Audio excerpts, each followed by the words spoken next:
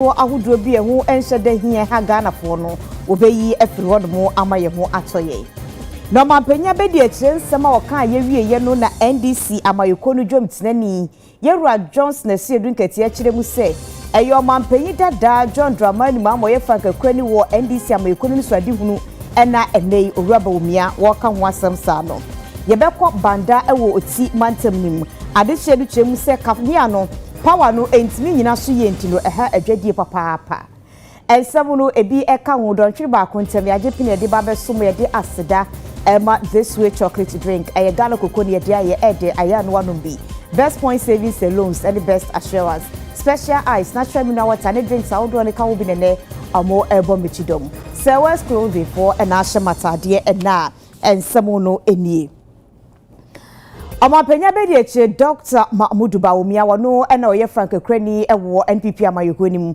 na sese na nisuade hu kita no no wachechire mu se yeto abama na wode beye adwuma kasaye mu ena ode tudwa achire mu se Nyankopon eye adom na bibia koye na se ebonidi so no ene amampanyi na obehwe abo adwuma ama Ghana fo anya bi aya ebema yedie ene ahoto aba na obehye ankrankran numako no mu de amomo so abobo nyuma ni bi The new policies that I am proposing to implement in 2025 will give us the fiscal space to eliminate some taxes, such as the proposed VAT on electricity, if they are still on the books, the emissions tax, and the betting tax, without compromising our fiscal deficit. We have put in place the necessary infrastructure for Ghana to go cashless. Recently, the Bank of Ghana has completed a pilot of a digital version of the Ghana cedi in Seshwiwioso.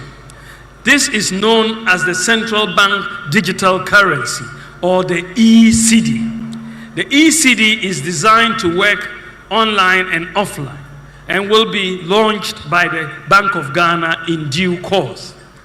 In my humble opinion, the e-cedi with appropriate privacy protections will be the ultimate weapon in our fight against corruption, because it will provide transparency, reduce the risk of fraud, robbery, tax avoidance, and money laundering, since it will be easy to track the movement of money and identify suspicious activity. The e-cedi will quicken the pace of Ghana's move towards a cashless or near cashless society. Ladies and gentlemen, to move towards a cashless economy, however, we have to encourage the population to use electronic channels of payment. To accomplish this, under my administration, there will be no taxes on digital payments. The e-levy will therefore be abolished.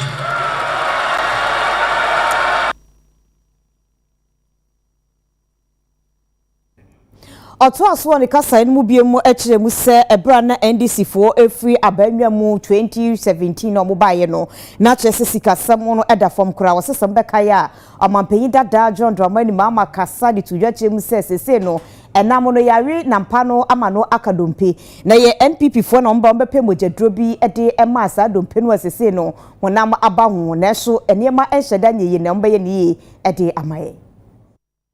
Even though tonight is about sharing my vision and policy priorities with you, I crave your indulgence to broadly set up the context. I will first talk about the record of our government and my contribution as Vice President before I lay out my vision. So I ask for your patience. Ladies and gentlemen, when we assumed office in 2017, we were confronted with an economy with declining economic growth, along with several problems and challenges. A graphic description of the state of the economy at the time was provided by the former president, and my main opponent for the 2024 presidential election, who announced to the nation that the meat was finished and the economy was left with bones. Notwithstanding the difficult economy we inherited, we had to get on with it and start to fix the problems. We started with a clear, decisive, and deliberate program to, among other things, stabilize the economy, fix DUMSO, fix the National Health Insurance Scheme, fix the roads, clear the arrears, make education free and accessible, significantly enhance social for the vulnerable in society, industrialize our economy, tackle youth unemployment, and empower farmers. Between 2017 and 2019, all the key economic indicators, such as economic growth, agricultural growth, industry growth, interest rates, fiscal deficit, exchange rate depreciation, and the trade balance were all moving in the right direction. UPSA Siapon Iowa and Krasin, the Hodmo and Enra, Yerabomia, Ekojina, and the Ghana for Ekasai, and what the two actually must say. Why a crado, I ye ready sell or best some Ghana when ye Sebiaraso and no NTN Aba Emanu. The choice Ghanaians face in 2024 is between Vice President Bawumia and former President Maham. It is fundamentally a choice between the future and the past.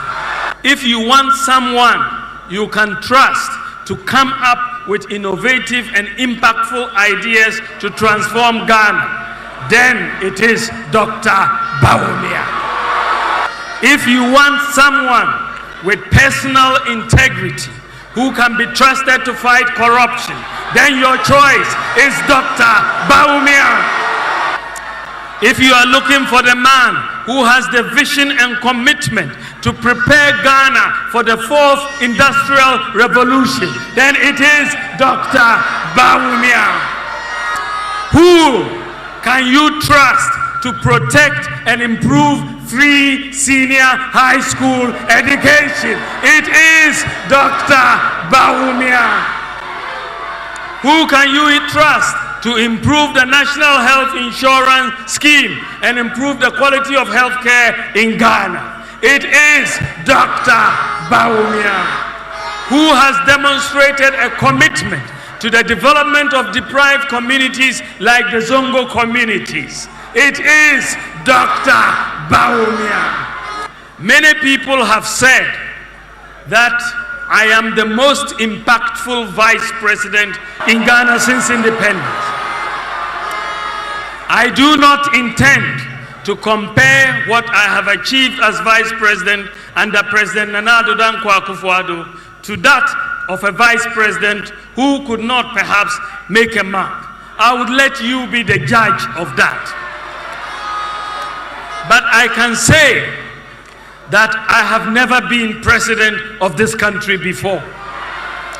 I am presenting myself to you for the first time to ask for your precious vote to serve you as your president. In all humility, I would like you to give me the opportunity to become one of the most impactful presidents in Ghana's history. I am determined to make a difference, a positive difference. I will work for you and with you with honesty and integrity, with wisdom and decisiveness.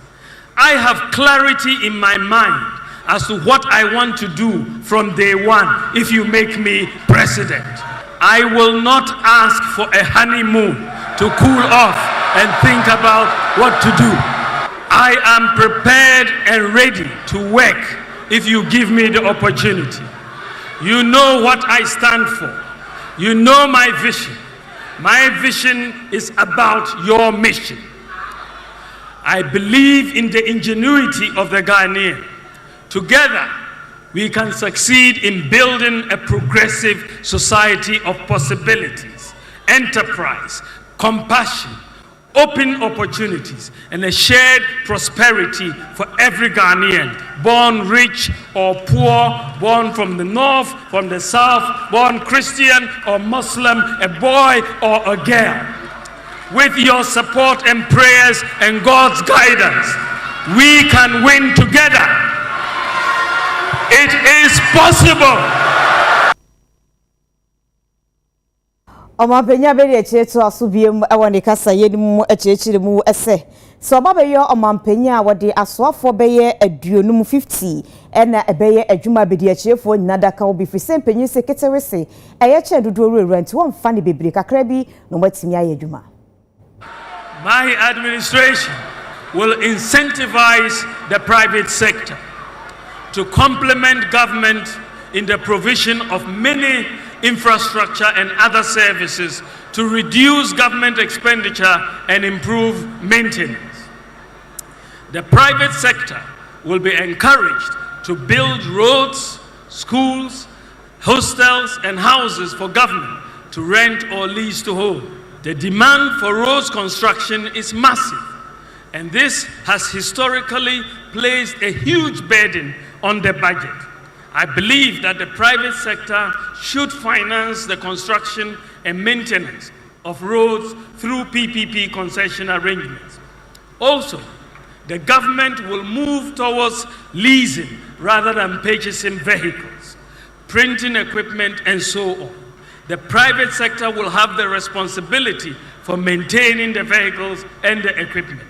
With this approach, government can save very significant outright cash out expenditure annually from various items across different ministries, departments, and agencies. This policy will energize the private sector and create many jobs. Enhancing the role of the private sector, along with fiscal and administrative decentralization, improving our systems and the way our institutions function, will lead to greater efficiency, cutting waste and ensuring value for money in procurement. The move towards private sector provision of many public services would create the fiscal space of at least 3% of GDP annually. This represents a major paradigm shift. Additionally, an efficient system of governance will require even fewer ministers. I would have, therefore, no more than 50 ministers and deputy ministers.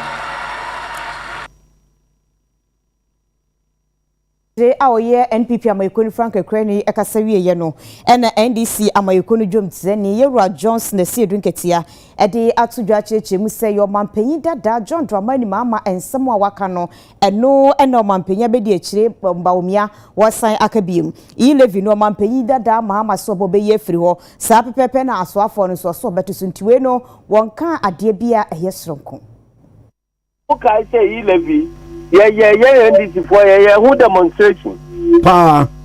10 February 2022. Koyi Krepwa, with statement ya mayor no war, circle. No.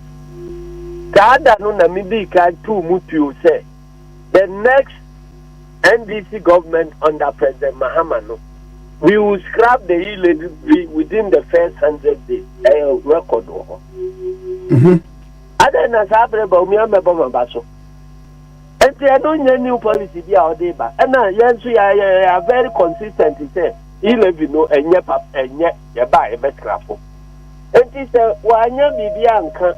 Not the yes, you buy a no now be repeated there. And then there's some more head the money. Ubekai said. Size of government. You can want some can MPP for you say ya say or minor druba binti o mu be here domu kase ansa na omu de atietie o man no mbaje uni ho records wo studio yo na wakɔ fa MP for bedema eduru they say ministers bedema ye kan na mo so mo jeje ho say oti adwuma no dɔɔso nti ɛsɛ nipa no dɔɔso ni etimi ye ɛne ene o also about the back 50 President Mahama beka say obeti number of ministers so no abe na o dey say competition say obe use 50 dey abe me use 50 when no person that mean wo hu nim dia asenka o ye dada tema ni boss no o use nipa 125 wo to ye economic management team ne chairman awunim say sankofo no nyina a burden on the economy ye kamuno as a vice president I don't think na ultimate can say we dey do do I don't want to anka o kan e ka say vice president are contradicting the president nti yenyina di no say no na me believe wa so better resign we be na you say na o record say we na ye na ni so adi so wa kwatra ho ye di wani ma ko twitwiri ya ni so awia afi na o ba be gina ho abeka say me de na menka ho na ya nchiri bodam for it me unity say our abolish e-levy bed tax and emission tax as president we are vice president and economic management team no what advice did you give to your government amoko as accepted ade na ultimate kan na wo ye di wa kan wo wie wa ko say ade na o say me na me be kura no enu ti de o kan nyina no eye pa say o ye campaign mama hama ante mo ko kan nyina ma ka ya o man tie nyina abe de ase akufo adonko na aye no no de ba de mahama ka no bi na o ba be ye enti no we no de ye de prapra kwa mu ye be major response to nasem no awaka ti hoda uma atrocem ebedi o man no so na wa ankasa bia we are equally guilty for what is happening enti and ye be ko so aka we have reminded no that atam we ye kuntia yi levy na wo he emission tax ye kan once and now wo he VAT on domestic electricity ye kan once na no ya na mo for so ya ti budget ya ma ye nyina ye de ka se de nka ho that time na ba omiano MPC I support me na o mu ni parliament no ada na o mu ye Antima sa no de on fa medada e kura. Okay, fam. Enti ada na se, mo na MPP fo nyina se se no a o mo timi akoye rally kese sa e de aboa President Mahama.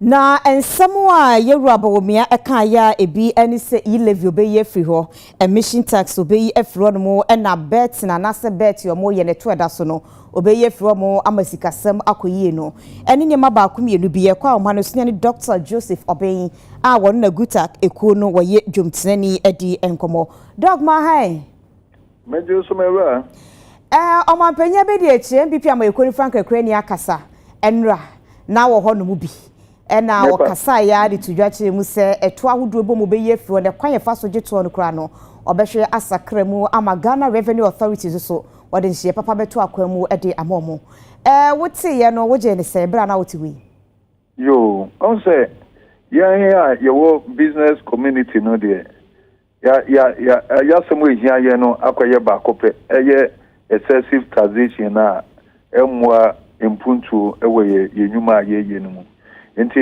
eko na my krado say metse asembia bia wono no nhihye mu so opeso ye mampeni opeso ye mampeni no wode beba ebeboa ama yekomu adwen kaka nti mra wo start ka tax ho asem no de nukreni na ensem no dodo na wo ka no ye ensem a ne ye peso ye tie de dikan em say or say obey to compliance as a tool of revenue collection. Into an honor the buta na ne say obey to no nkrowa no ayen simplified why no flat rate ne say etimiama compliance no akɔsoro na afi watre etuo no nkwaban se yi enu nti na waye we enhyehyɛ no 10 number no enhyehyɛ no sebe ya ebetumi akata wɔn a wɔn wɔ ahoɔden so wɔn betua tuo no nso a wɔn wɔ etuo no eti no obetumi di wɔn nyinaa bam tuo wɔn bam na etuo no yɛ nkrowa yɛ ne saa flat face na wɔka na ɛne na sɛ ɔman no betumi anya na akɔ nhoma sika sɛdeɛ wɔn si hwehwɛ no abra wɔn nso ato emu nipaku ketewa bi so ɛhɔ no ma ni gye sɛ wɔn mo kyerɛ saa na wɔsa ɛba sɛ V8 nhyehyɛ no sɛdeɛ yɛti ahyehyɛ no ɛyɛ nwonwan dodo nti ɛba obeyi so saa flat tax system na ɛde asɔnvo V8 no ɛna invigilation na ɛkɔ so a sɛ wɔni bɛ obehu a ne kumazefo akɔ demonstration say VAT for abetro mo store na aboso ka for akọ saa eniamani na say kra peoples for enso ko demonstration say omo trauma ko for me trauma shops no no emwa yen ye fa hodi a ye didi edwa eninti ono so ka say oba obemobod na eno so be ye thing of the past na wo council a ye didi ewom ne say wo ye Vice President Samuel Ayikesenso no obebo mod na masade no ewum se sisi ana akofom kra de nso ye betu na ase kra e de efri ho wasa eboya no oba se ye free bibi postcards audit de bia no customs for any GRE for wo mo ba wapona no se ye ba be yo audit na ya bidu sudusu sa no omo ba ayam hyehyɛ kura tumi kum krofo bibre eni nti ono no so no wo se ema ye didi a ye di yi adwuma ase ye police en dodo eno ngikanto wo se ono so no obey no 5 years 5 yearly postcards auditing ana wo sa ebeto aso no ka se tax no obemi tax amnesty se ye tax no se tie bia no tax na gidie eni ni tuamu no mfonso ebebem ewo ya fam se ye ni a yetua to no enti ono no obemi amnesty ni ya start bibia afresh na se akwese mfonso bia waye dada no ye mfa nkosi wo mu ho akonta then eno so eto asomu enti wo ano ba se kwan bia se de obeye ama se de ye na yetimi kra ne makogu tugu ansa na niema no amanfo akofa fritugu aba etese wo mo ho no cost of doing business e wo form no obeye kwan bia so say cost of doing business no ebeba ha na ye ne sub-region no yetimi asi akan ema te say de togufo etimi eyi niema kama no yenso yetimi ayi bi wo yetema ha sei na dutu yakuma kwa eyi ede se wonya kwanya no no ba na se otimi ya ebeboa yen epa no eye flat rated duty no or fixed duty we no office what start spare parts enti ono no de na se yakam asema fibo supeni peso se ya monka se ededifo ye under declaration ye under invoicing eno ngi count mu de to no monya no say say electrical what the container say ba ni buoni what the 40 feet ni buoni 20 feet ni buoni ye tua asa nya fe na ebi customer officer bi koye wagadre ana agent bi koye wagadre ana sempu de dini no so koye wagadre ente basa obia so timi forecast said ade amekutimi ba se ni metumi tua eno de hoto fapem ebe brejedi ye niema ebe yefo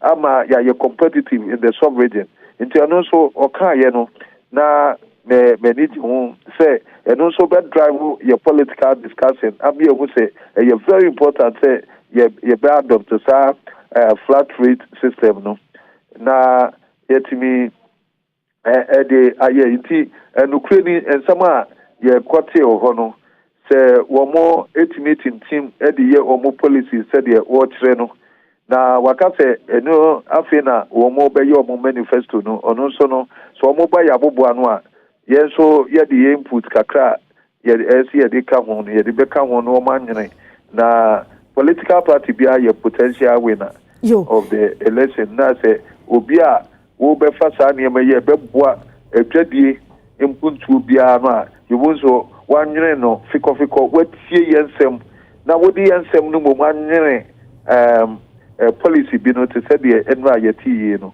obi obeye sa de ne bia no ye bebo yenso no ye bedu so mu ne ya ni ade atunsani ani na de ye be ye no ya ye yo wode me jawa mawako na me bisa se anyenyem bia no esie ene wohwo no aya na ensonso ye dem mu wogidi amapase nyame ya adum ne roba omia ewini obetimi de ayadwuma ya ntina me ka se obia no say all the political parties no mu na ebebe abobo ano ye bebu so mo questions ye bedo so mu nti credibility enwasem na woken nti ono no e de no a ono no kan asem no de wode ne credibility to on say almost ebe abambum no assassin no omo modern omo yeso be move from transition to production entity new standards so ema omo modern first administration first term no ekoye mu bi edi one dance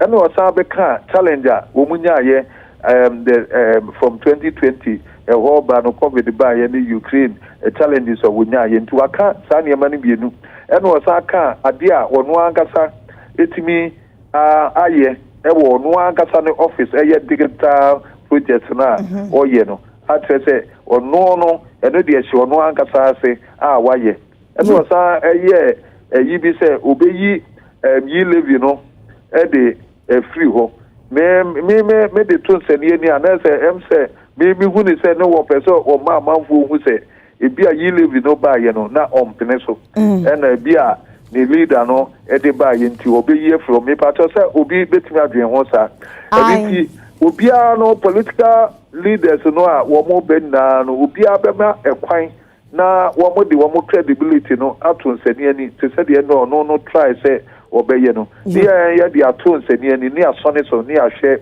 de ne de no owo credibility a obetimi di deliver yeah that's it yeah ni Dr. Joseph Obin enedi nkomo we no union a Ghana adwadifo gutafo ne ni wo mo ekasa ye no a ono so ache na dwe kobiem ne ne oru akwadwo amwaten traders advocacy group no so no won yomba no dani a ni nyina ye adwadie nsenke ba eto a adwadie nsenke ni budumu dindiman pa eja mo aten me mo akwa baba UTV so awie o ba me jozo eyeraba omia kasa wo chemu se tuo bi obeyi afiri ho ebi om ne ye no asefa na chikakra ne nyema ba akomienu bi enra wutie ne nsem ni mu aye kase bone tofa wo nti ase mu ne de wugidi so betimi aya eno ne be yesen o me fa opidikesi yesencha Ghana 24 ne titi wa traders advocacy group tagma enra opinion to so fa tag opinion for my issue ko pmo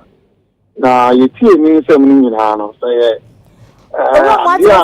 ya wakami sana nka o baba ye no dia enwe na ka mitimi de mensa afa mafu so abushi na enwe bebre ni ana ye politicians ni nzebi o mo petumi a do mbe kano no mbenya tumi ni wi na afi ya ko yibi o na enwa mensa ma o kan ya e ma na rishemu ni se yeri na sia ebe bosu ni atwam yeri ni sia almost 3 times en sama yensusie bebre de ma no eno mi hu won kasa mu yeri na mama wese mu se enyame na dom no to supagu enyema a wo hwe nyame nso nsa be kana yetumi na ebi ebetimi dia yadwuma ebi mi sen ya katse obakaya 18 September 2023 ena today's advocacy group ya press conference eka the sabi sabi atete kwa asem se dia we for be sisa nkofo begu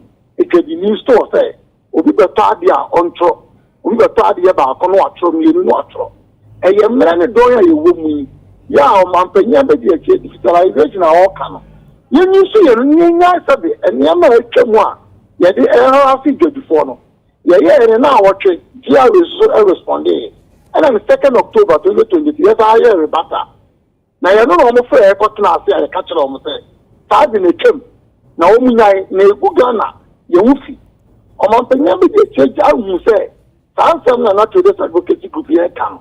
Nay, no credit so bar. Sadeno, MIP, Obicum. I told me, you know, you didn't see a catcher and say, it's then a Togo Kutuari. A thing I answer say, I must pay lines. Anything the charges, if not Ghana, they are separate lines about, or more the charges. Omampenya be the church who say, the Yamea don't know bar. Ghana duty Lumiziano, the same duty now, and a house so, yes, you butcher. You know, idea, a maya resume. Or Mampenia be the chase I can say, a automated port or bar. I didn't idea Bob Boy and say, will you near Mary crowd with a ban? Not custom officer, we need the wire the bonio, the Woodino be obey the bonio, Kuta Woodino, or that church one how. After this get you now where they automated now could Josica now do an alcohol container a idea of boy and also the idea you say some company actually a banner to me a babua. What was you near Mary crowd your warehouse no? Not custom for the GR for Sabase all by your audit. You may see a catcher the idea headed before and no or cafe. Now may I don't know bar. If you are on by audit the crowd, maybe 1 in 5 years. Yeah, you won't say, I am money in ever boy. Now you levy a missing tax, and the taxes are a electricity. So, Daniel, when you now open, you know, will say, a idea, a better a Siaman. Now your taxes are M1. If you are so about, obey your fuel. That taxes here, you better to move so. Now, what can't some be an empty for so months? Well, me who say, Daniel money in Yama, a secret you can. Now, 3% Ghana, but the Yamia be doing the Burkina, Mali, Niger, and Cote d'Ivoire, looking for you now, but have a funny Madia. You was on your market and getting the OC, you feel. It's no, you're born by a man. Then Yaminton says to move, not grandpa, and not come up muscle. Now, the Ghana phone you also editing say, and some are okay, Banaba, one number 12 Amana. No banner the Bay Jumadia. And the Terrace advocacy could be a cassette. A Burma get ye, I get Naya or no. Now you're on Harris Association. Na edian waka ya wo adwunsusu se we die wo mfuaso anani nyina ye mawo nyina ne oka ba ko amema dwimu e be dwen ama no se obetumi aye eni se so oba ode 50 ministers ne be adwuma eno no ya ade ba ko ameme hu se e many don ya ye wo mu idie e be dwen at least 65 70 at least 65 na 60 ministers na 50 media baby o how ni amani a Ghana ga ye so no so and can say baby America for development do it's a western world now and then the 30 ministers cry ankaye now how ni amani a ye wo mu o man Ghana ni mu die they say 50 ministers there to me e be dey mbateja ono na aye the calculations this also between here and by one ebobo be nyame be na dom Otinisa taxpayers money and a sobete. Yedase Brenia da Jenya Yedima UTV ne ewie. Yeni owura kwadwo amwaten na edi enkomo ade efom ampenya be de akire ne small etu dwa enra efa na nisu ade hu okita ade magana no eho. Ne yetoso ade akọ yanimu a na wo mampenya be de akire rabawomia ekasa de tudwa akire mu se aye national service ye wiesuapon a ye kokoye ye somoman no afe no waba wonye ne nhyeso obeye no efiri wopem efiri se enipa wonye adwuma ayodada no ni kwan se okoye national service afe nso obehwe ama enwumakuo dodo no a afa Ghana fo ma wiesuapon. To help our youth get jobs, I believe it is time to rethink the concept of the current national service scheme.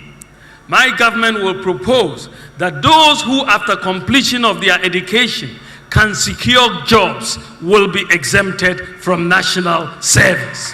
National service will no longer be mandatory, and students will have the option to decide whether to do national service or not. This will also encourage companies to go to the campuses to recruit annually. This time they don't go because of national service. To prepare our children for the fourth industrial revolution workplace, I will enhance the repositioning of the education system towards STEM, robotics, artificial intelligence, and vocational skills to cope with the demands of the fourth industrial revolution and job creation. My government will make coding and robotics standard in senior high school.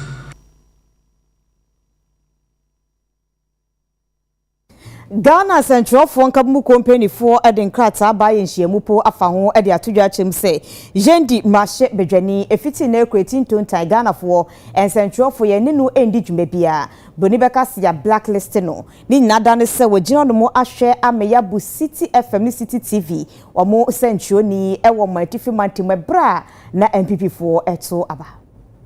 Ghana Central for Kamu Company for no echile mwasisi ade omarebo anu nsu eguso omu chile mu Central for fa ahudi nsem no edo makoma pono so pa nti wo bia no a wo ya amanwoni wo ya aban mu pani wo ya obi bia ba wa adwene se wutieti Central ni fa ahudi nsem so no ene ya blacklist o man Central for embo wo ho amane bia ewo ekwan yom fa so de wo ho amane bo eba ewo mkasa mfoni so wo mkasa fidie so se ye nkrata mu ni nyina ne ya blacklist wudin se Ghana de shebe kaya sa blacklisting we ne bia kode amamra se bedwane de ma wutu senya isabato mbeso ano maame hawa kumsin ne bodyguard sa de wo monsa kwa kansa njoni bia na wo free Cape Coast eno no eye Cape FM reporter David Kobna ebra na wo mo eyom parliamentary vetting ewo Cape Coast wa ma montia ma beyi ne ho ano ama mesra che opa bia fanfin Central for hono na ne wo de blacklist no be bo ne tutu bam ebi akọ ede ama emrase bedwane de ma yendi Ora Farouk Aliu Mahama wono so wo mu kiremu a NPP parliamentary primaries course January bosome de to so aduonu nson no wono nso na sebedwane no woni ne group bi ede wo monsa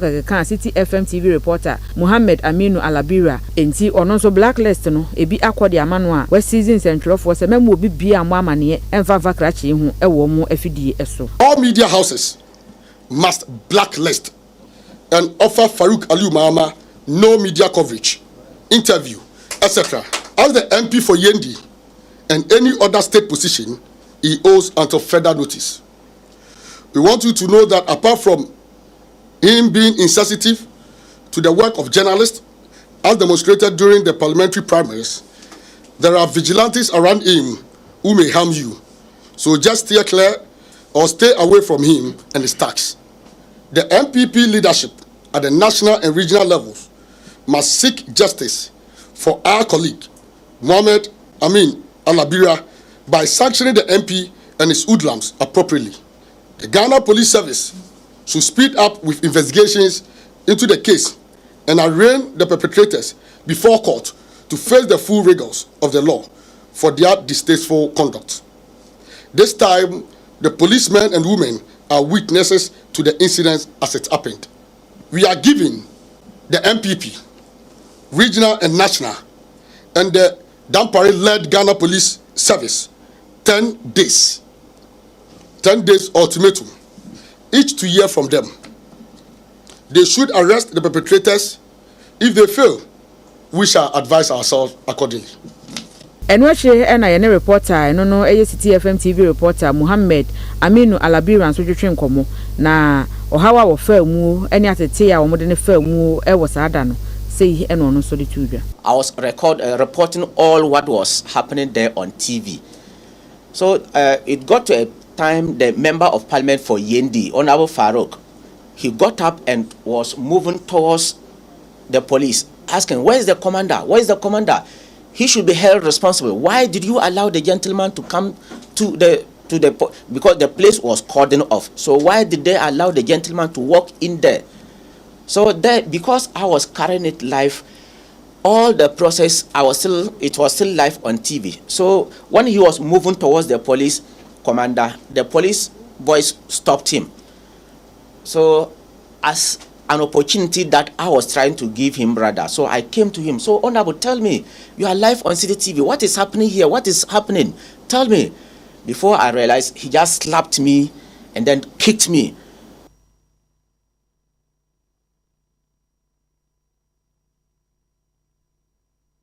na oko South Africa mema eyo maybe hodmo enikapa a enije amamre ne amani etwegu na abusieko baako a eba amamra ejuamunai super South Africa memu no eye Basotho abusia no omo eba 18th century no emu omuni mawodu omo aya aboma South Africa man no enya enije na de akwansan hye yesi kasampuntu abre omo no Miss G eka ho asamache.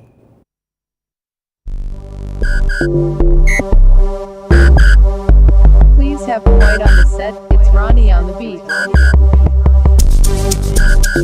South African Tourism Adaruma Yabedu Basotho Cultural Center aha eneye entrance to the museum and sana ya kohwe nyoma ewo hanum say say a building bi anase a place bi oba obehu sena encantity for no mo free Basotho ewo South African na omote inti ya ba say ba behu sena na omosetina ha ni sena na omoyom nyoma sa time no encantity no we say the bibia ye modernized bra na enkohwe sena na Basotho atitifo no eye omunyoma ewo Basotho Cultural Center.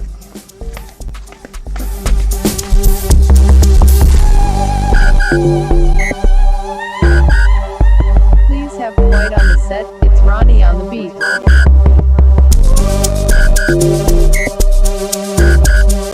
Purchase your tracks today.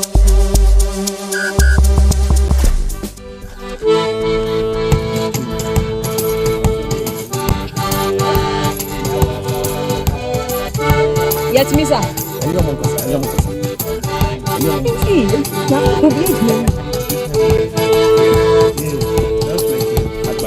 Albaja.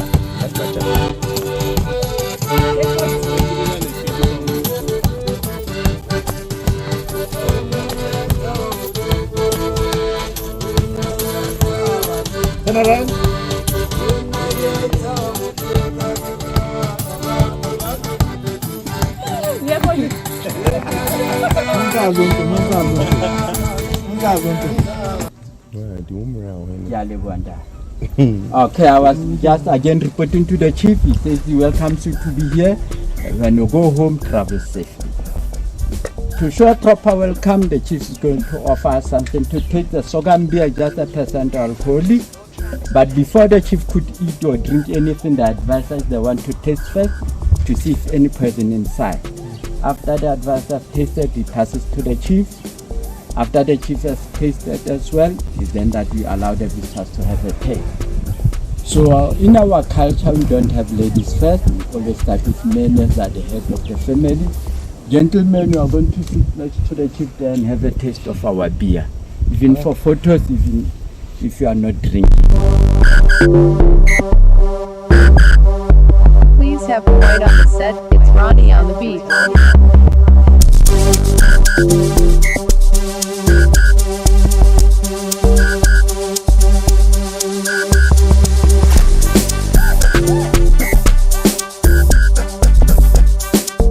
Got these two sticks and the porcupines, they are used as a lightning conductors and to prevent bad spirit.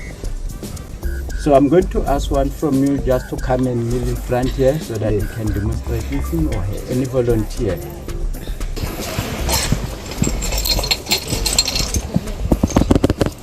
You blow them 3 times.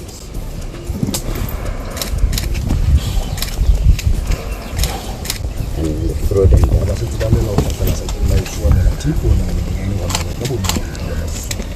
Okay, thank you. That you can have a seat again.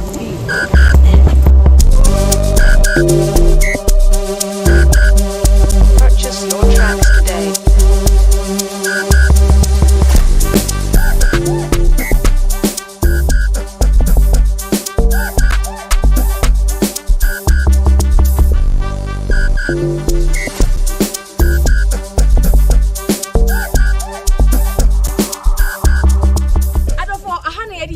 No ebe Basotho Cultural Village ewo Basotho South Africa we hu baby a encantity ahimfu no na omoti omoyere no mu ntade a na omo hye ne sada na omo asitina city ewo prowe so no ni nyina na ebe hwe ewo Basotho Cultural Village onya kwan na oba South Africa sesi ya visa free ya bomodin na braha na be sua ade se na encantity for no mo South Africa no send na omo living esitie all the way from Basotho Cultural Center. You from Midday live.